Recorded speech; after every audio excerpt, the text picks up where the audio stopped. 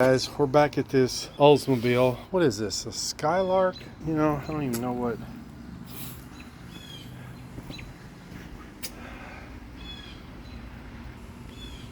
Don't even. Yeah, that's what I thought it was. Skylark. Got a Wildcat 355. Okay, will it start? Let's see if we can turn it over. Tried to take the fuel line loose and look what happened. Fuel line just busted off, so that's going to be replaced. And I can only get all four on the right side. No problem getting out, but I can only get one spark plug on the left side out.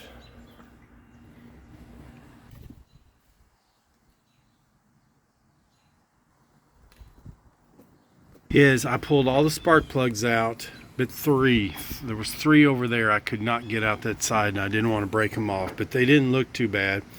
So I pulled them out, sprayed penetrating oil in there, and then I took a 15/16 ratchet and put on the crank, and I turned it over a full revolution, and it didn't give me any type of resistance or anything, so it turns over so it's not locked up. Then we poured a couple gallons of diesel fuel in the engine, and that's what I'm going to do now, is drain that out, let it drain really good, and then I'm going to try and fire it up. We yanked the battery out. We're going to have to put a new battery in it, but we're going to drain this and see if it'll put some fresh oil in it and see if it'll start. Okay guys, can't get it to run. Put a spark plug there, cranked it. I have no spark. Got to have three things for ignition. You got to spark, air, and fuel. I put both gasoline and ether in the carb. Still won't run. So now we're going to check. We have an electrical problem. So, okay. So key on.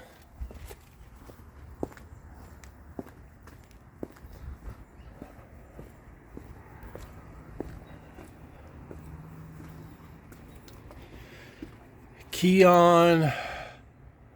All right, we got power to the coil. Now we're going to try and crank it. See about a spark plug there. I mean, I don't know. Hey guys, I'm out here at midnight. I still can't get it running. Replace the coil, replace the cap and rotor, replace the capacitor, and I still have no spark. We crank it, it should be starting up. So here's the thing. I got power to here. What triggers the coil? Where does that wire go right here? This is what I'm wondering. Is it the points? Is that my problem? The points need to be replaced. That's the one thing I didn't want to do because I don't really remember how to set the dwell. Okay guys, this thing is older than I am and I got no spark. So I know that this coil is not a constant flow of electricity. We got a capacitor that's going to give a burst energy. We got three wires going to positive, and we got the ground.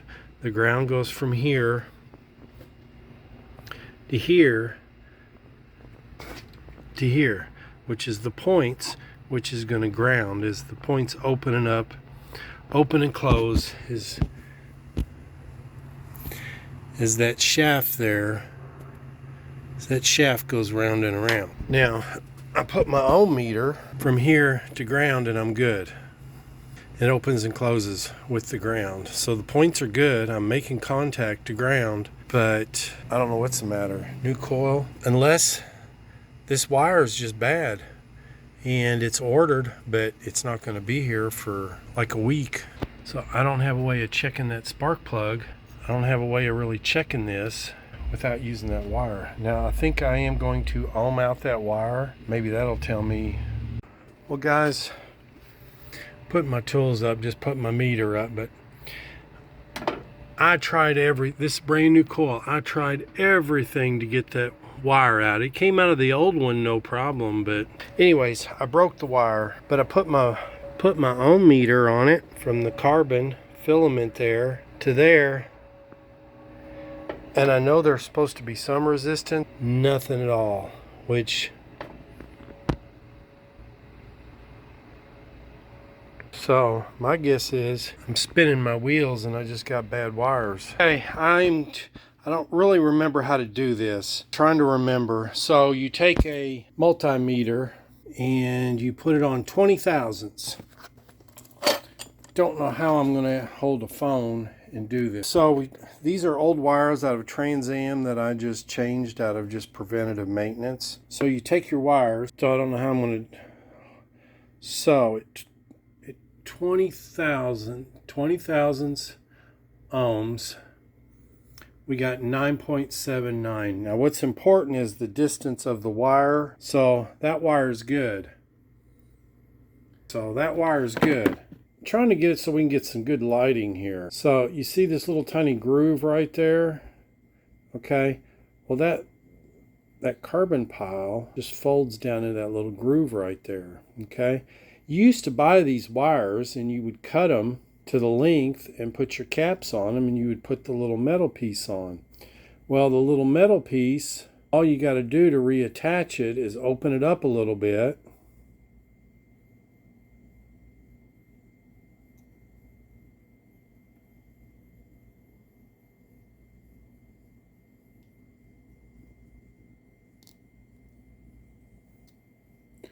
There you go. That's the way we used to make them back in the day. And then we're just going to crimp it down real good to hold it in place. There you go. Now that's what we got. Make sure you don't touch any so it doesn't ohm through you, but my Trans Am wires are what, 9, I think. These are 14. But make sure you got it on the, make sure you have it on the 20,000, 20K. All right, here we go. To the ignition.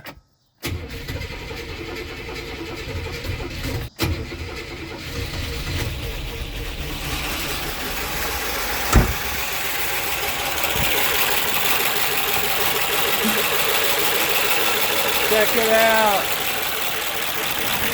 Check it out, guys.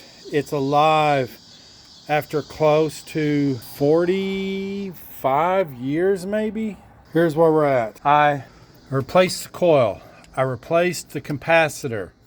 I replaced the cap. I replaced the rotor. I replaced all the wires.